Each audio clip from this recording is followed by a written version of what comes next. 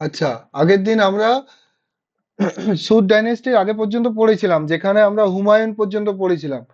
আচ্ছা, এবার আমরা যে মুঘল যখন পড়েছিলাম তখন আমরা একটা, সবাই জানো যে আমরা একটা শর্ট ট্রিক বলেছিলাম, বাবার হইল আবার জ্বর, সারিল ঔষধে, তাই তো?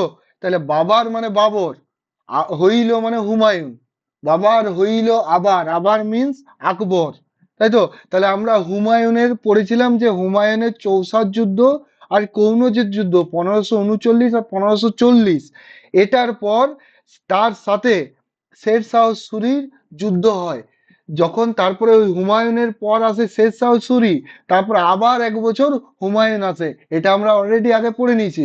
কিন্তু মাঝের ডাইনেস্টি যেটা শের শাহ সুরি ডাইনেস্টি, সেটা আমরা পড়িনি। তো আমরা নোট ডাউন করে করে ওটাকে এবার দেখি।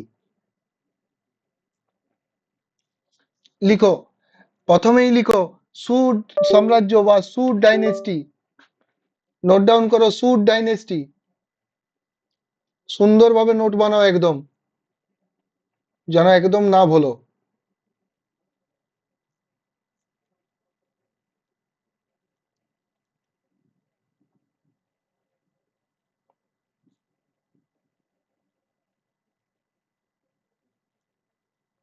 সালটা লিখে রাখতে পারো 1540 থেকে 1555। আর আমরা আগের দিনেই পড়েছিলাম যে 1555 থেকে 56 পর্যন্ত লাস্ট এক বছর আবার হুমায়ুন এসেছিল, তাই তো? লিখো, এটাই প্রথমেই লিখবো আমরা, যে রুলারটা এসেছিল নাম লিখো শের শাহ সুরি। প্রথমেই লিখো শের শাহ সুরি।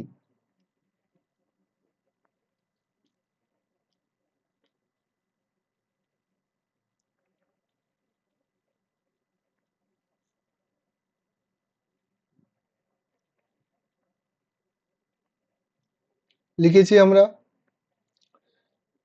এর ইম্পর্টেন্ট ফ্যাক্টস গুলো আমরা দেখে দেখে যাই, যেগুলো খুব ইম্পর্টেন্ট, সবগুলো ইম্পর্টেন্ট না। প্রথমে আমরা দেখেছি আগেই হুমায়ুনের সময় যে 1539-এ এই শের শাহ সুরির সাথে, শের শাহ সুরির সাথে হয়েছিল কার? হুমায়ুনের, তাই তো? হুমায়ুনের। এবার এই দুটো যুদ্ধই শের শাহ সুরি কিন্তু জিতে গিয়েছিল 1540টা তো।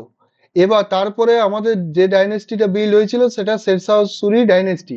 এটা জাস্ট একবার রিভিশনের জন্য বললাম, এটা লেখার দরকার নেই, আগেই লেখা আছে, আগের নোটটা খুলে দেখবে লেখা আছে এটা।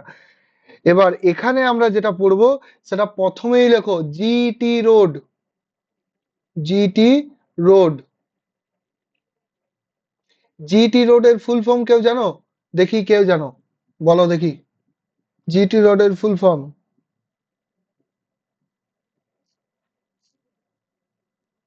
জিটি রোডের ফুল ফর্ম কে বলতে পারো দেখি?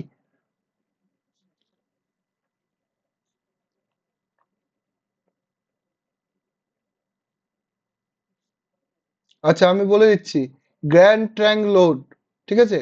গ্র্যান্ড ট্রাঙ্ক রোড, ঠিক আছে? যেটা আমরা দেখি, আমরা শুনেছি দুর্গাপুরের এই রোডগুলো আমরা যেগুলো যাই সেগুলো সব জিটি রোডের আন্ডারে পড়ে, ঠিক আছে? তাহলে এটা আমরা লিখে রাখবো যে জিটি রোডের আবিষ্কর্তা শের শাহ সুরি। এই কোশ্চেনটা PYQ মনে থাকে যেন, জিটি রোড তৈরি করেন, গ্র্যান্ড ট্যাঙ্ক রোড।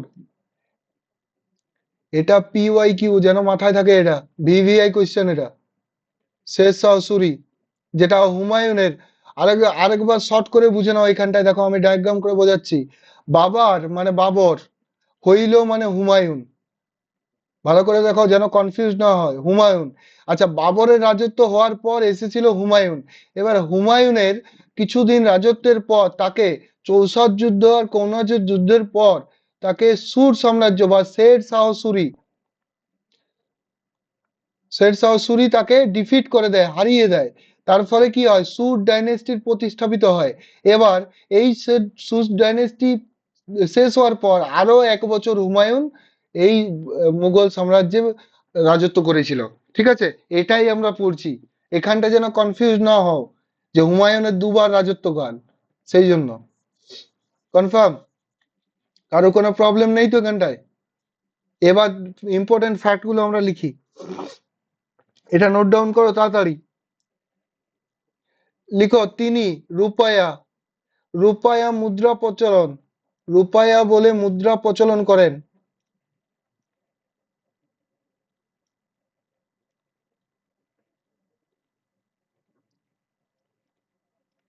হয়েছে?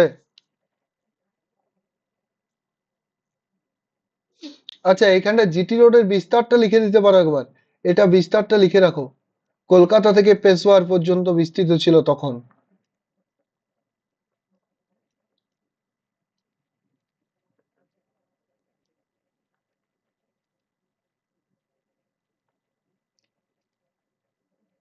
হয়েছে? রূপায় মুদ্রা প্রচলন, এটা ভিভিআই, যেন মাথায় থাকে। কে করেন? শের শাহ সুরি। হয়েছে? আচ্ছা, আরেকটা জিনিস ইম্পর্টেন্ট এখানে আছে, সেটা পাট্টা আর কাবুলিয়াত। ঠিক আছে? কৃষকদের জমির জন্য পাট্টা দেওয়া হতো এবং কাবুলিয়ত দেওয়া হতো। এগুলো হচ্ছে দলিল পত্র অ্যাকচুয়াল, মানে কৃষকদের অধিকার আর এই যে খাজনা, এই ব্যাপারটা নির্দিষ্ট করা থাকতো, সেই জন্য এদের পাট্টা আর কাবুলিয়ত সিস্টেম চালু করে। লিখো, পাট্টা ও কাবুলিয়ত।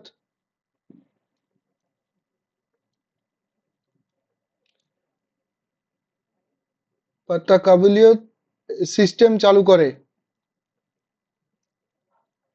এটা খুব ইম্পর্টেন্ট, এটা কোশ্চেনে পড়ে, পাট্টা ও কাবুলিয়ত কে শুরু করে? এটাও ভিভিআই।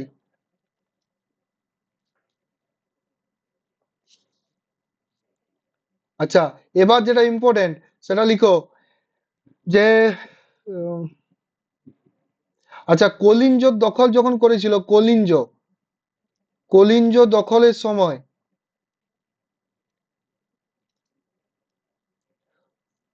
1545-এ মারা যায়। ঠিক আছে? 1545-এ মারা যায়। কে মারা যায়? শের শাহ সুরি। যেন মাথায় থাকে। এর সমাধি বা এর টম কোথায় আছে, এটা কোশ্চেনে পড়ে, শের শাহ সুরির টম। তাহলে আমরা লিখবো, এর টম বা সমাধি কোথায় আছে। এটা লিখো, সাসারাম। সাসারামে একে সমাধিস্থ করা হয়েছিল। হয়েছে? লিখেছো সবাই? ব্যাস, এখান থেকে আমাদের এইটুকুই জানার।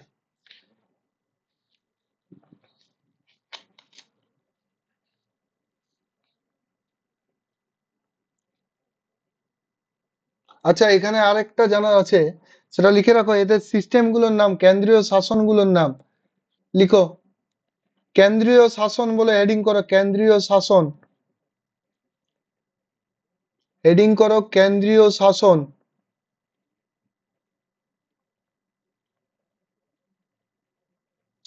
এটা ইম্পর্টেন্ট, আমি ভিভিআই বলে দিচ্ছি কোনটা ভিভিআই। কেন্দ্রীয় শাসনে প্রথমেই লিখো, সেনাবাহিনীর প্রধানকে কি বলা হতো? সেনাবাহিনীর প্রধান।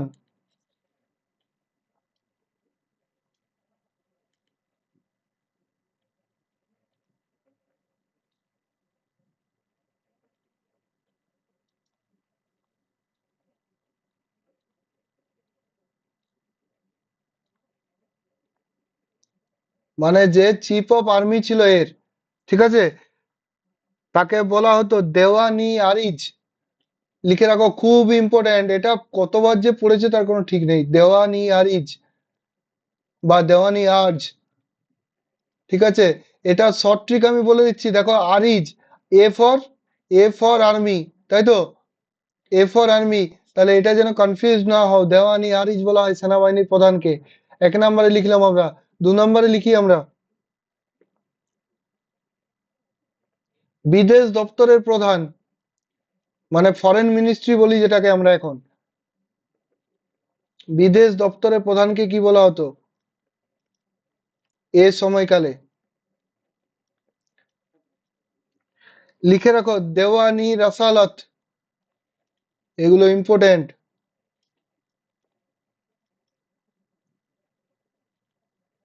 রাসালত। আচ্ছা, আমি এটাও সঠিক বলে দিচ্ছি, R for Russia. R for Russia, তাই তো? রাশিয়াটা কি বটে? বিদেশ। তাহলে বিদেশ দপ্তরের প্রধান। এটা ট্রিক, যেন মাথায় থাকে। আচ্ছা, যোগাযোগ ব্যবস্থার প্রধান।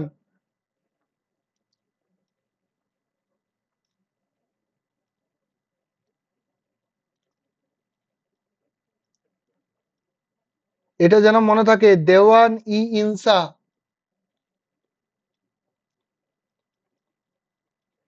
দেওয়ান ই ইনসা বলা হতো যোগাযোগ ব্যবস্থার প্রধানকে। হয়েছে? আর আরেকটা লিখে নাও, এটাও ভিভিআই, যে রাজস্ব আর অর্থ দপ্তরের প্রধানকে কি বলা হতো?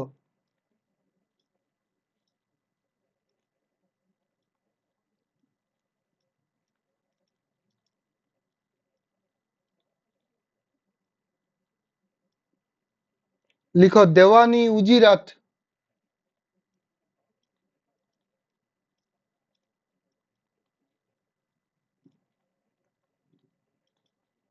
হয়েছে? এই চারটা যেন মাথায় থাকে, ভিভিআই। এখান থেকে কোশ্চেন পড়েই পড়ে। সবচেয়ে বেশি পড়ে এই দেওয়ানি আর এই, যেটা তো বেশি ভিভিআই। এটা যেন মাথায় অবশ্যই থাকে। এটা অ্যাকচুয়াল কি ছিল? এদের সেনাবাহিনীর প্রধান, সেই টাইমে সেনাবাহিনীর প্রধানকে এটা বলা হতো। এখন কি বলা হয়? চিফ অফ আর্মি, তাই তো?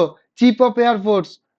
এখন কিন্তু এটা বলা হতো তখন দেওয়ানি আরিজ, দেওয়ানি রাসালাত, দেওয়ানি ইনসা, দেওয়ানি উজিরাত। ঠিক আছে? মাথায় থাকে যেন এটা। আমরা এতক্ষণ পড়লাম শের শাহ সুরি।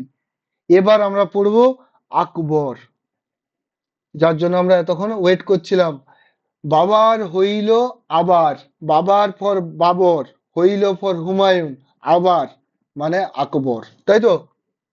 তাহলে হেডিং করো আকবর। আমরা হেডিং করি আকবর।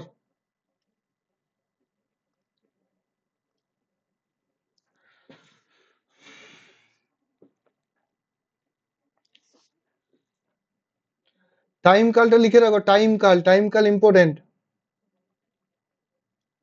টাইম কালটা লিখো, 1556 থেকে 1605।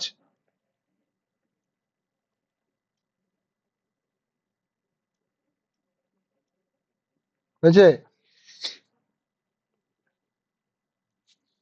আচ্ছা, এই সময় এই সময় কি হয়েছিল? দ্বিতীয় পানিপথের যুদ্ধ হয়েছিল। দ্বিতীয় পানিপথের যুদ্ধ হয়েছিল। এটা যেন মাথায় থাকে, খুব ইম্পর্টেন্ট। দ্বিতীয় পানিপথের যুদ্ধ, এটা হয়েছিল। লিখো, আকবর ভার্সেস, আকবরের সাথে হেমু, হেমু বা হেমচন্দ্র বিক্রমাদিত্য। আকবর ভার্সেস হিমু। এটার ফুল ফর্ম এর লিখে রাখো, হেমচন্দ্র বিক্রমাদিত্য।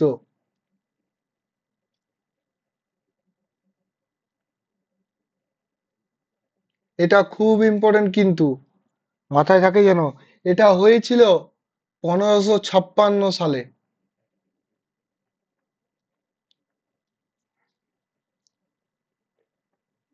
আচ্ছা, এবার এখান থেকে একটা কোশ্চেন পড়ে, এই দ্বিতীয় পানিপথের যুদ্ধে আকবরের হয়ে কে লড়াই করেছিল? ঠিক আছে? এটা যেন খুব ইম্পর্টেন্ট, এটা মনে রাখবে। বৈরাম খাঁ। আমি এটা লাল দিয়ে লিখে দিচ্ছি ওই জন্য। এটা একদম মনে রাখবে, বৈরাম খাঁ।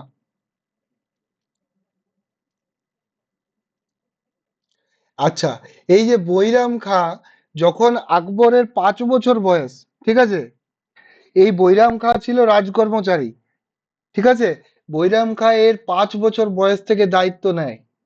বৈরাম খাঁ ছিল বিরাট লড়াকু এবং যথেষ্ট ভালো যোদ্ধা, যার জন্য আকবরের প্রথম দিকে সমস্ত যুদ্ধ বৈরাম খাঁর জন্য জিতেছিল। এটা যেন মনে থাকে, হেল্প অফ বৈরাম খাঁ। বৈরাম খাঁ সাহায্য নিয়ে জিতেছিল এটা। আকবর তখন অনেক ছোট ছিল। পুরো নামটা যেন আমাদের মনে থাকে, জালালউদ্দিন মোহাম্মদ আকবর এর পুরো নাম। লিখো। এবার একটা ইম্পর্টেন্ট ফ্যাক্ট, আরেকটা যুদ্ধ যেটার নাম আমরা সবাই শুনেছি কম বেশি, হলদি ঘাটির যুদ্ধ। লিখো, হলদি ঘাটির যুদ্ধ।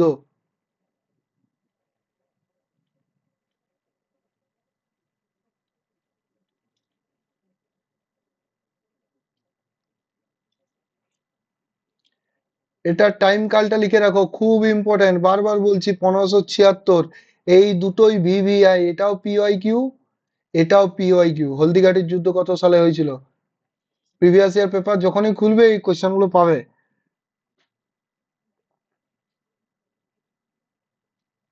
এটা কার মধ্যে হয়েছিল? এটা হয়েছিল, লিখে রাখো, আকবর। তার সাথে লিখে রাখো রানা প্রতাপ।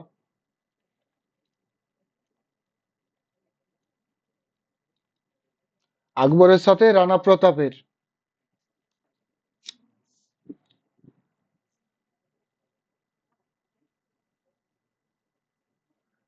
বোঝা গেল? এই সময়ে হেল্প করেছিল, মনে থাকে যেন, রাজা মান সিং। এই সময় হেল্প করেছিল রাজা মান সিং। ঠিক আছে? আর এখানে রানা প্রতাপ পরাজিত হয়েছিল, এটা যেন একদম ক্লিয়ারলি মাথায় থাকে। এখানে রানা প্রতাপ পরাজিত হয়ে গেছিল। আর প্রথমেরটাই দ্বিতীয় পানিপথে কে জিতেছিল তোমরা বলো?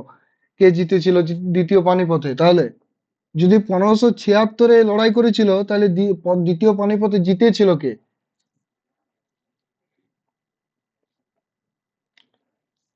তারপরে আমরা লিখি,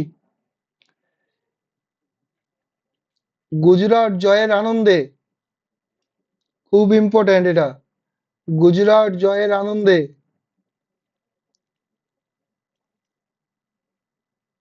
আকবর। গুজরাট জয়ের আনন্দে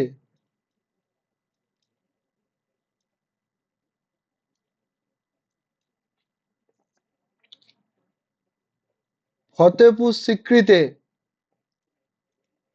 ফতেপুর সিক্রিতে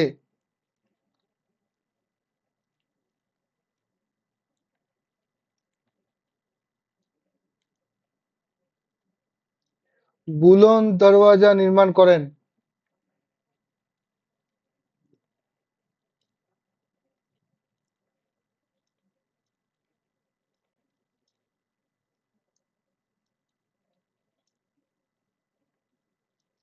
খুব ইম্পর্টেন্ট এটা, ভিভিআই।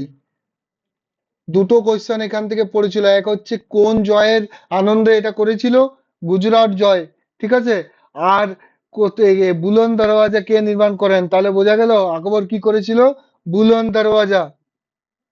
ঠিক আছে? মাথায় থাকে যেন। এবার ইম্পর্টেন্ট আরো ফ্যাক্ট, ইম্পর্টেন্ট ফ্যাক্ট প্রচুর আছে এর সাম্রাজ্যে। লিখো, তিনি দ্বীন-ই ইলাহি। দ্বীন-ই ইলাহি, এটাই কোশ্চেন, এটা বিভৎস ইম্পর্টেন্ট কোশ্চেন, দ্বীন-ই ইলাহি। কেন ইম্পর্টেন্ট বোঝাচ্ছি। দ্বীন-ই ইলাহি প্রবর্তন করেন।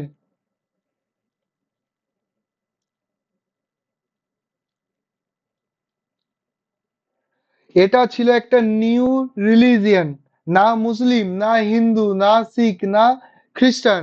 এটা তিনি, আকবর, নিজে একটা নিউ রিলিজিয়ান সেট আপ করেছিলেন, যেটার নাম দিয়েছিলেন তিনি দ্বীন-ই ইলাহি। ঠিক আছে? বোঝা গেল? লিখো, এটা লিখো, নোট ডাউন করো, খুব ইম্পর্টেন্ট এগুলো।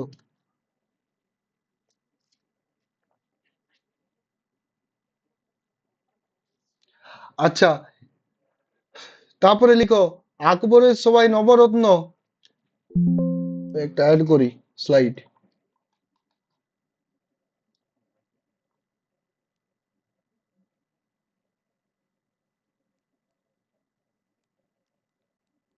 লিখো, আকবরের রাজসভায় নবরত্ন, হেডিং করো।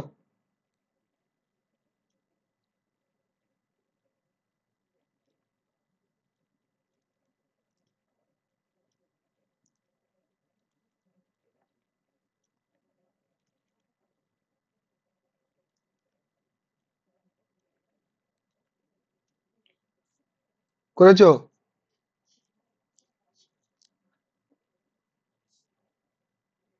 করো তাড়াতাড়ি।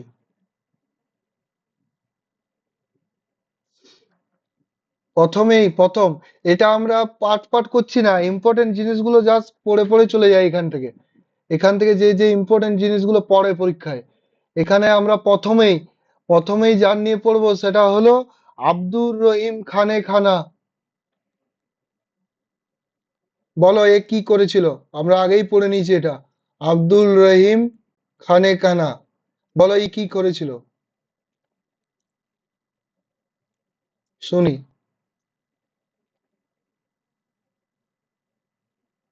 বাবরনামা। বাবরনামা কি করেছিল?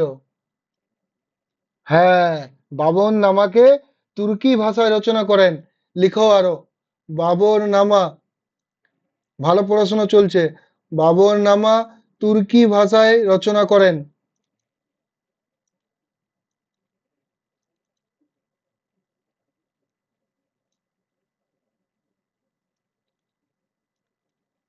ঠিক আছে, তারপরে আরো লিখো।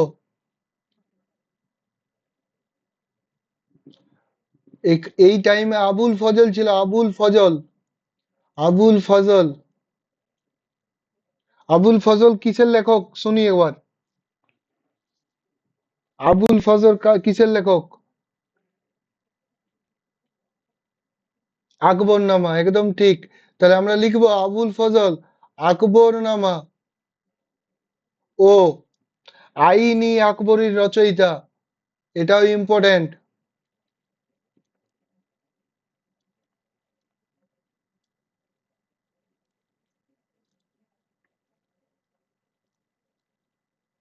আচ্ছা, এটা যেন মাথায় রাখো, আকবরনামাটা এটা তিনটা পার্টে বিভক্ত ছিল। Divide into three parts. এটা যেন মাথায় থাকে, এসএসসির কোশ্চেন এটা। আকবরনামা তিনটে পার্টে বিভক্ত ছিল। ঠিক আছে। আচ্ছা, তারপরে ছিল এর আরেকজন নবরত্নের মধ্যে ছিল বীরবল। বীরবল, যার আসল নাম ছিল, লিখে রাখো আসল নামটা পরে, মহেশ দাস।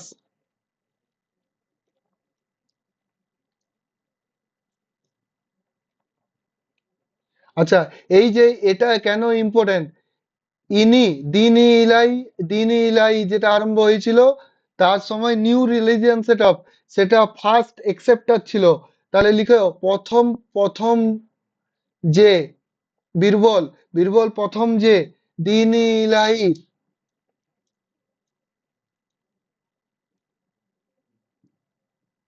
ইলাহি মেনেছিলেন, মানে এই ধর্ম নিয়েছিলেন। ঠিক আছে, এই ধর্ম গ্রহণ করেছিলেন, প্রথম হচ্ছে বীরবল। এটা যেন মাথায় থাকে। এটা ভিভিআই কোশ্চেন। এটাই কোশ্চেন, দিনই ইলাহি কে তৈরি করেন, দিনই ইলাহির প্রথম একসেপ্টার কে ছিলেন, এটাই কোশ্চেন। মাথায় থাকে যেন।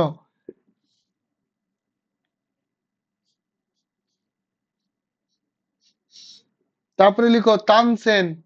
এর সময় আরো ছিল তানসেন। তানসেন নিয়ে আমরা আগেই পড়ে নিয়েছি একটু, কিন্তু এখানেও লিখো তানসেন।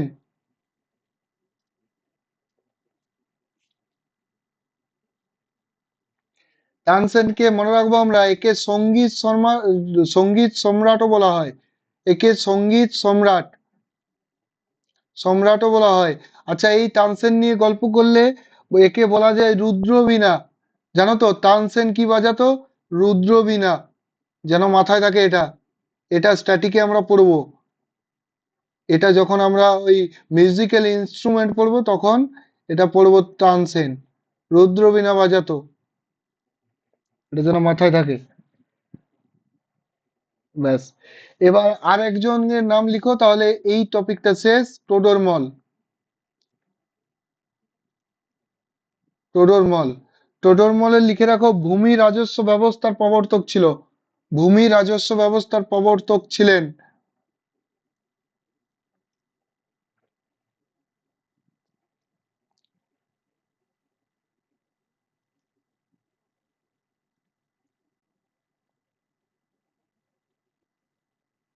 ব্যাস, হয়ে গেছে। এবার আমরা যেটা পড়বো এর ইম্পর্টেন্ট, স্থাপত্য, যেটা সবচেয়ে মেন ইম্পর্টেন্ট। এগুলোই আমাদের পরীক্ষায় পড়ে, তাই তো? প্রথমেই লিখো, পরপর লিখে লিখে যাও, যে স্থাপত্য, কার স্থাপত্য পড়ছি বলো তো, কার স্থাপত্য পড়ছি এখন আমরা?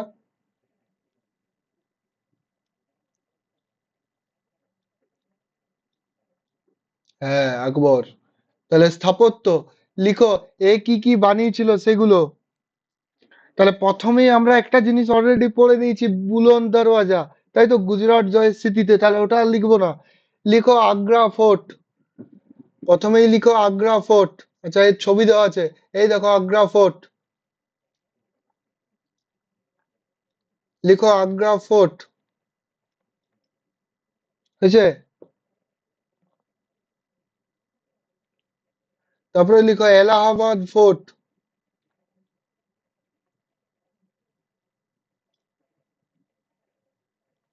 এগুলো তো স্থাপত্য। এটা লিখো লাহোর প্যালেস। এটা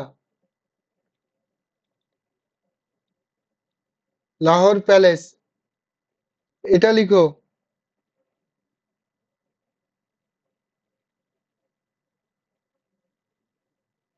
এটা লিখো ফতেপুর সিক্রি।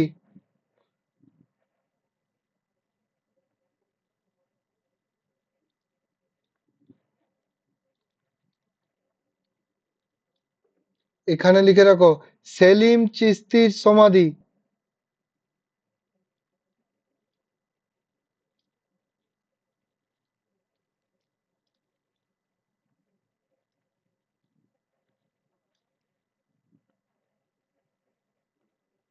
আর এটা লিখো বুলন্দ দরওয়াজা।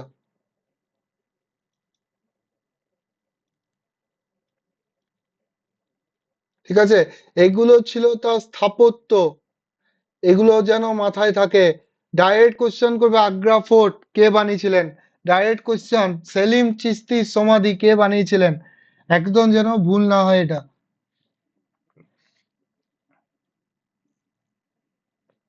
ঠিক আছে?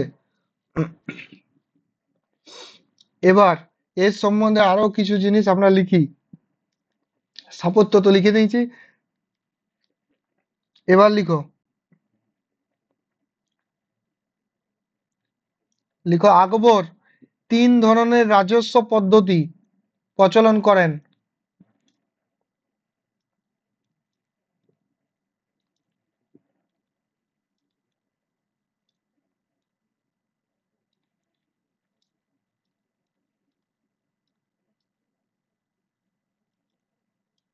তিন ধরনের বলতে কোন কোনগুলো? তিনটে। তাহলে আমরা তিনটে সম্বন্ধে জানি একবার। প্রথমেই লিখো যাবত। যাবত, তাই তো, বা জাবতি, বা এটার নামেই দহসালা। দহসালা। তাহলে এখানেই তোমার কোশ্চেন, এটাই পি ওয়াই কিউ, দহসালা বন্দোবস্ত কে চালু করেন। যেন মাথায় থাকে P Y Q and V V I. তিনটে চারটা যতগুলো কান্তের তার আছে লাগাও। ঠিক আছে? তারপরে আমরা লিখি গোল্লা বক্স। এটা একটা। আর একটা লিখবো নাক্স। ঠিক আছে? ইম্পর্টেন্ট এই দুটো না। যাবত, জাবতি বা দহসালা, এই তিনটে একই জিনিস। এটা পি ওয়াই কিউ। ঠিক আছে? এটা যেন মাথায় থাকে একদম। তারপরে আমরা এখান থেকে এই আকবরের এই কিছু জিনিস আমরা জানি। কি জানবো সেটা দেখি। এটা সবার লেখা হয়ে গেছে আশা করি। লিখো, পরপর লিখো। তারপরে লিখো মনসবদারি প্রথা।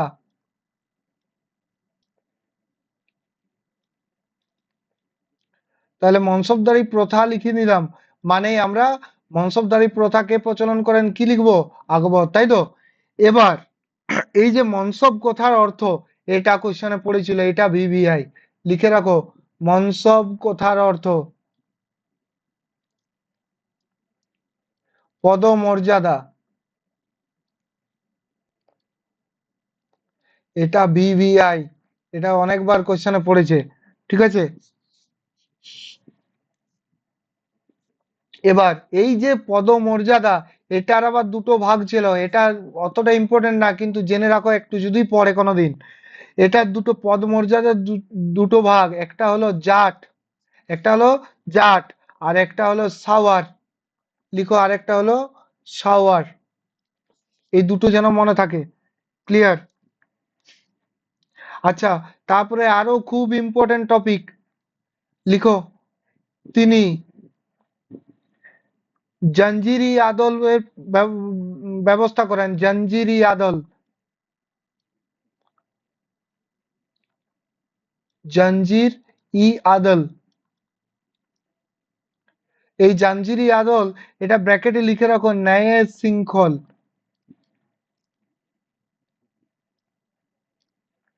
এটার ব্যবস্থা করেন জাঞ্জিরি আদল কে ব্যবস্থা করেন? আকবর, তাই তো? এ, সরি সরি সরি, জাঞ্জিরি আদল এখানে কেন হবে? আচ্ছা, এখানে লিখো না এটা, জাঞ্জিরি আদল না এটা। আচ্ছা, এবার এটা পর্যন্ত আমরা পড়লাম জাট এন্ড সাওয়ার। জাট সাওয়ারের দুটো পদমর্যাদায় ভাগ হয়েছিল। ক্লিয়ার? এটা কিন্তু ভিভিআই। জাঞ্জিরি আদল যেটা লিখবে সেটা হবে জাহাঙ্গীরের সময়, ন্যায় শৃঙ্খল। ওটা আকবর বানায়নি, ওটা জাহাঙ্গীর বানিয়েছিল। এবার এতটা পর্যন্ত আমরা যেটা পড়লাম সেটা পুরোটাই পড়লাম আমরা আকবর। এবার আমরা যেটা পড়বো সেটা হলো জাহাঙ্গীর। হেডিং করো জাহাঙ্গীর। বাবার হইল আবার জ্বর, জ্বর ফর জাহাঙ্গীর। হেডিং করো জাহাঙ্গীর। প্রথমেই লিখো ন্যায়ের শৃঙ্খল বা জাঞ্জিরি আদল। এটা ওখানে লিখেছিলাম তাই এটাই প্রথমে লিখে নাও, জাঞ্জিরি আদল বা ন্যায়ের শৃঙ্খল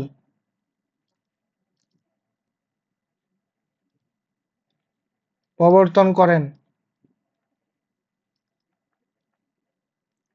আচ্ছা, এই জিনিসটা কি এটা আগে বোঝো। জাঞ্জিরি আদল বা ন্যায়ের শৃঙ্খল এটা কি? এটা ছিল তার যে সাম্রাজ্য ছিল, সেই সাম্রাজ্যের সর্বত্র যেন একই বিচার পাওয়া যায়। সেই জন্য এই তিনি জাঞ্জিরি আদল মানে বেসিক্যালি একটা কোর্ট, যে কোর্টে তিনি বিচার করতেন, এটাকেই তাকে ন্যায় শৃঙ্খল বলা হতো। ঠিক আছে? এবারে এখানে একটা খুব ইম্পর্টেন্ট লিখে রাখো, আমরা পড়বো এটা। পঞ্চম গুরু অর্জুন দেবকে মৃত্যুদণ্ড দিয়েছিল।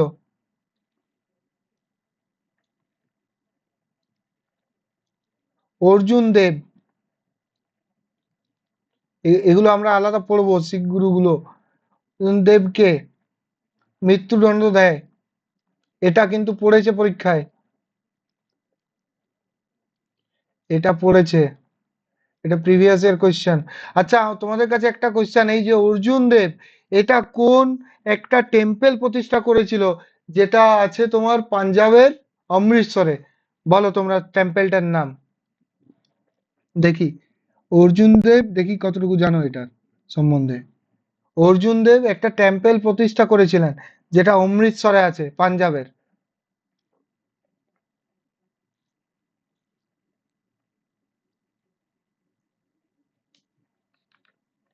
গোল্ডেন টেম্পল, হ্যাঁ গোল্ডেন টেম্পল, স্বর্ণ টেম্পল, একদম ঠিক ওটাই। ঠিক আছে? এবার এখানে লেখো ইংরেজ ইস্ট ইন্ডিয়া কোম্পানির ক্যাপ্টেন উইলিয়াম হকিন্স জাহাঙ্গীরের দরবারে আসেন। লিখো ইংরেজ ইস্ট ইন্ডিয়া কোম্পানির,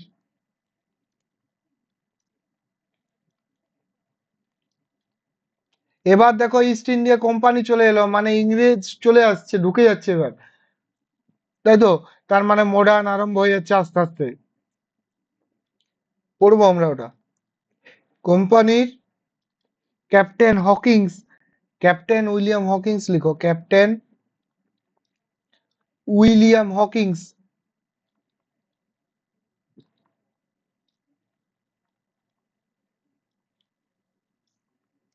১৬০৮ খ্রিস্টাব্দে এর দরবারে আসে। তাহলে জাহাঙ্গীরের দরবারে কে এসেছিল? ক্যাপ্টেন উইলিয়াম হকিন্স, মাথায় থাকবে তো? এটাও প্রিভিয়াস ইয়ার কোশ্চেন, ভিভিআই, পুলিশের জন্য এটাই পড়বে, ইউআই কিউ, মাথায় থাকে যেন। আচ্ছা, একটা মনে রাখো একটা জিনিস, যে কে একে ৪০০টা মনসব দেওয়া হয়েছিল, ৪০০টা মনসব দেওয়া হয়েছিল, এটা মাথায় রাখো শুধু।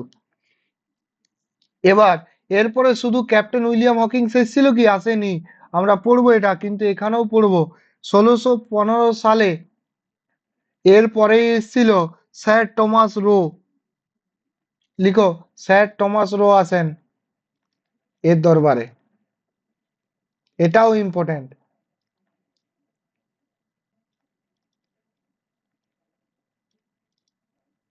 এটাও খুব ইম্পর্টেন্ট, মাথায় থাকে যেন এটা। আচ্ছা, এবার দেখো এ নিজের একটা আত্মজীবনী রচনা করেছিল, আত্মজীবনী। এ নিজে একটা আত্মজীবনী রচনা করেছিল, এই যে লেখা আছে দেখো, তুজুকি জাহাঙ্গীরি। তুজুকি জাহাঙ্গীরি এটা ছিল তার আত্মজীবনী। তোমাদের কাছে কোশ্চান, যে আর কে মুঘল সম্রাট নিজের আত্মজীবনী লিখেছিলেন, শুনি। আর তার আত্মজীবনীটার নাম কি ছিল? কোন মুঘল সম্রাট, আর কোন মুঘল সম্রাট নিজের আত্মজীবনী লিখেছিলেন, আর তার নাম কি ছিল? বাবর। নাম কি ছিল বলো?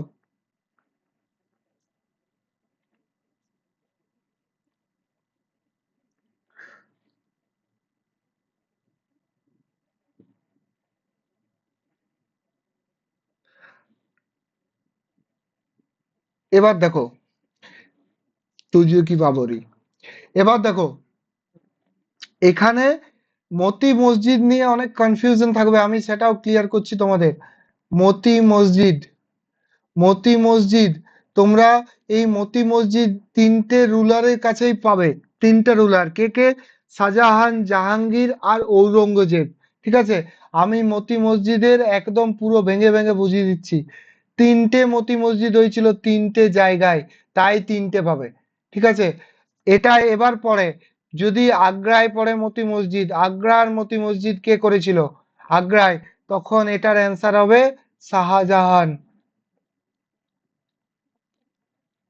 ঠিক আছে, যদি বলে লাহোরে মতি মসজিদ কে করেছিল, লাহোর, লাহোরে, এটা মতি মহল বলো, মতি মসজিদ বা মতি মহল। ঠিক আছে, এটা যেন মনে থাকে, জাহাঙ্গীর। আর দিল্লিতে করেছিল ঔরঙ্গজেব। দিল্লির মতি মসজিদ করেছিল ঔরঙ্গজেব।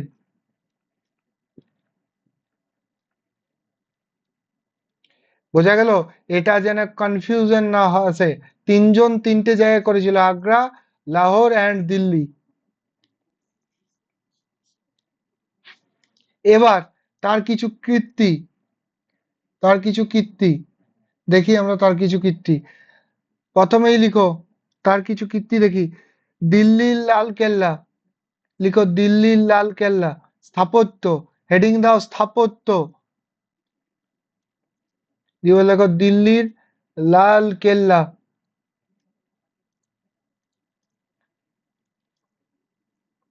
লিখো জামা মসজিদ,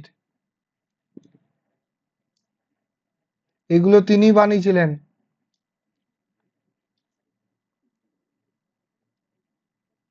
তারপরে লিখো,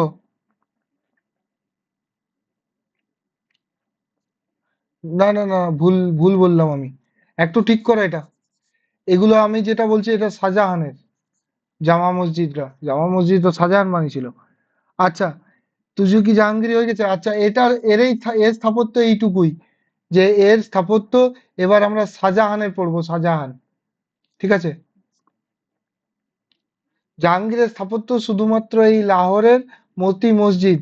এটাকে ঠিক করে নাও সবাই, এটাকে মতি মহলও বলা হয়। ক্লিয়ার? এবার আমরা হেডিং করি শাহজাহান, হেডিং করি শাহজাহান বা শাহজাহান, হেডিং করি শাহজাহান।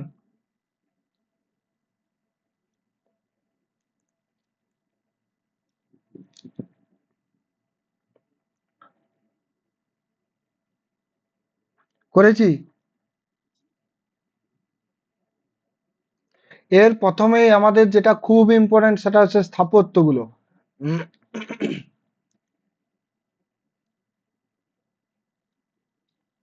স্থাপত্যগুলো, এটা খুব ইম্পর্টেন্ট।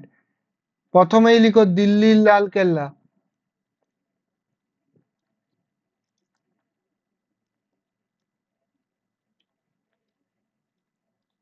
ঠিক আছে, তারপরে লিখো জামা মসজিদ। এখান থেকে প্রচুর কোশ্চেন আসে, যে জামা মসজিদ কে তৈরি করেন। ঠিক আছে, তারপরে আমরা বলো কোন মতি মসজিদ শাহজাহান করেছিল, বলো কোন মতি মসজিদ। আমরা এইমাত্র কি পড়লাম, কোন মতি মসজিদ শাহজাহান করেছিল? আগ্রা, লিখো আগ্রার মতি মসজিদ।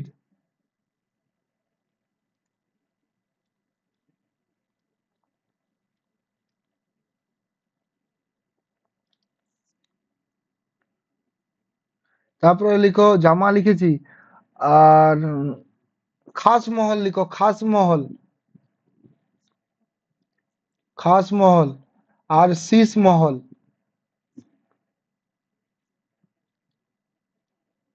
এগুলো ছিল তার স্থাপত্য। ঠিক আছে।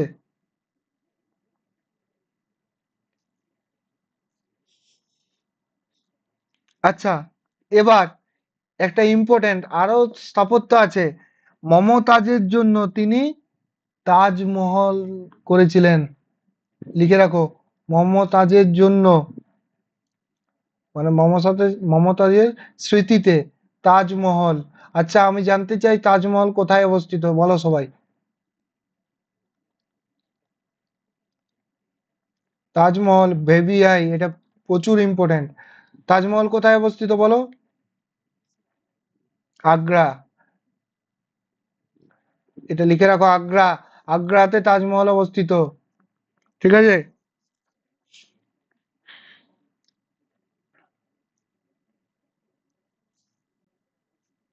হুম। এবার এই যে এই তাজমহলটা, এটা যদি একটু ইম্পর্টেন্ট জিনিসটা মনে রাখো, যেটা আমরা সেই শুনি, তাজমহল তৈরি করে তার হাত কেটে দেওয়া হয়েছিল, এরকম ভাবে একটা স্টোরি শুনি না? সেটা লিখে রাখো। এই তাজমহলটা তৈরি করেছিল 22 বছর ধরে। 22 বছর ধরে যে স্থাপতি যে করেছিলেন, তার নাম ছিল ওস্তাদ ঈসা খাঁ। এটা পড়তেই পারে একটু জটিল কোয়েশ্চেন হলে। ওস্তাদ ঈসা খাঁ এটা তৈরি করে।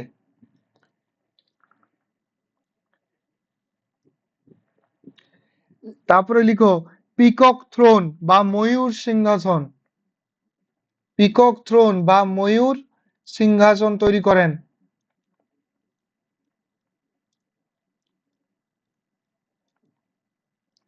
এটা খুব ইম্পর্ট্যান্ট, মাথায় থাকে যেন, এটাও ভিভিআই। ময়ূর সিংহাসন কার আমলে দেখা যায়, এরকম কোশ্চেন আসবে।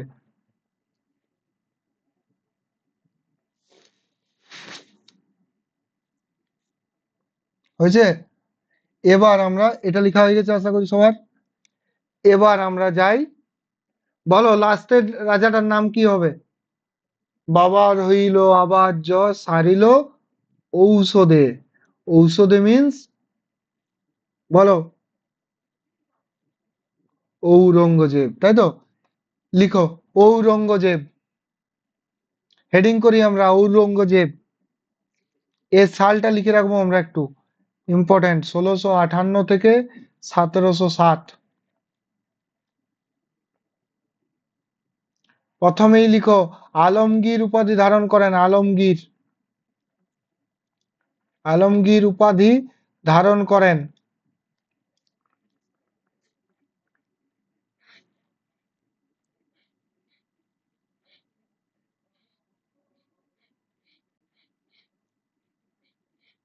লিখো। আচ্ছা, তার সমাধিটা লিখে রাখো, সমাধি, এর সমাধিটাও ইম্পর্টেন্ট। এর সমাধি হচ্ছে দৌলতাবাদে। এর সমাধি আছে দৌলতাবাদে। আচ্ছা, একে জিন্দা পীর, জিন্দা পীর নামে আখ্যা আখ্যা দেওয়া হতো। এটা যেমন মনে থাকে, জিন্দা পীর, জিন্দা পীর বা জীবন্ত সাধু, এই নামে আখ্যা দেওয়া হতো।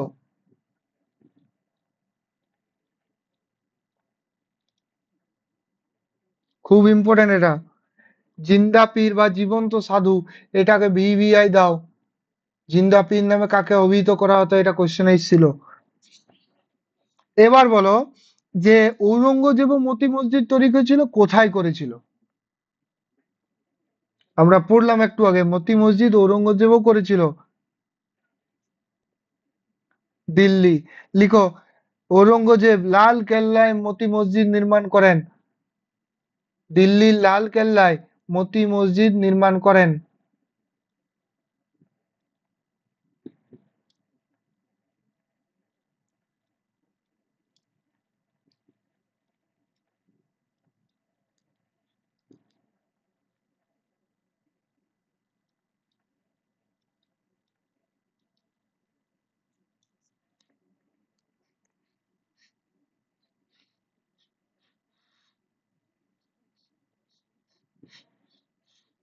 আচ্ছা, এখান থেকে আরেকটা নোট করে লিখে রাখো, নোট করে। কারণ এটা তো আমরা ওর সম্বন্ধে কিছু পড়বো না। এর যে পুত্র ছিল, এর পুত্রের নাম ছিল আজম সাহা। ঔরঙ্গজেবের পুত্রের নাম ছিল আজম সাহা। তিনি বিবি কা মকবরা তৈরি করেছিলেন। তাহলে লিখো বিবি কা মকবরা, এটা ইম্পর্টেন্ট। বিবি কা মকবরা এটা তৈরি করেন ঔরঙ্গজেবের পুত্র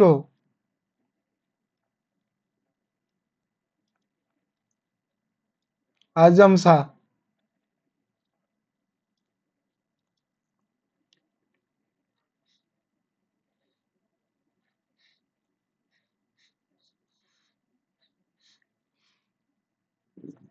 আচ্ছা, এবার বলো, আমি তোমাদের একটা কোশ্চেন জিজ্ঞাসা করি, যে আলমগিরি ফতেয়া ই আলমগিরি,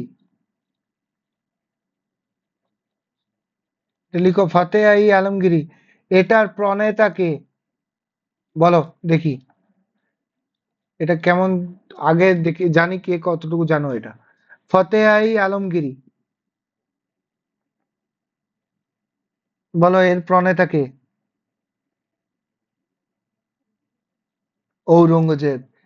তাহলে এটাও লিখবো আমরা ঔরঙ্গজেব, যেন মাথায় থাকে। ঔরঙ্গজেব ছিল আলমগীরের প্রণেতা। আচ্ছা, এর একটা জিনিস মনে রাখবে, নবরোজ উৎসব কে শুরু করেছিলেন বলো? নবরোজ বা বসন্ত উৎসব কে শুরু করেছিলেন?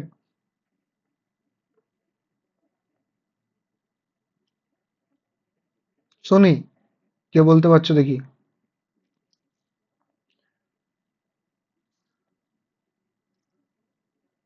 নবরোজ উৎসব, নবরোজ উৎসব, ইনি তো নবরোজ উৎসব বন্ধ করে দিয়েছিলেন। আর তৈরি কে করেছিলেন, মানে শুরু কে করেছিলেন নবরোজ বা বসন্ত উৎসব? ভেবে বলো একবার, লিখে রাখো, নবরোজ বা বসন্ত উৎসব বন্ধ করেন। এবার বলো, এই যে নবরোজ, এটা শুরু কে করেছিলেন? এটা তোমাদের কোশ্চেন, অ্যান্সার দাও এটা। হ্যাঁ, গিয়াসউদ্দিন বর্মন, তাই তো? আচ্ছা, ইনি আরো একটা কাজ করেছিলেন, সেটা হলো এখানে লিখে রাখো,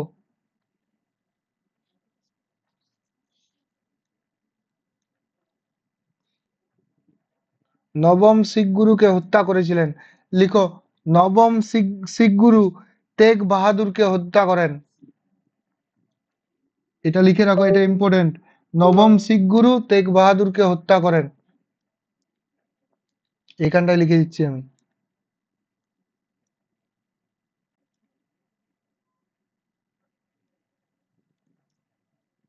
তেগ বাহাদুর।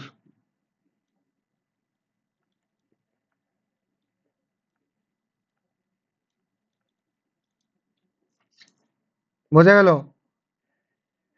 এটাই আমাদের মুঘল ডাইনেস্টির শেষ। এবার আমরা যেটা পড়বো, পোস্ট মুঘল এম্পায়ার, আর বাকি যে ডাইনেস্টি গুলো আছে সেগুলো সম্বন্ধে আমরা একটু পড়বো। আজকের মতো ক্লাস এখানেই শেষ।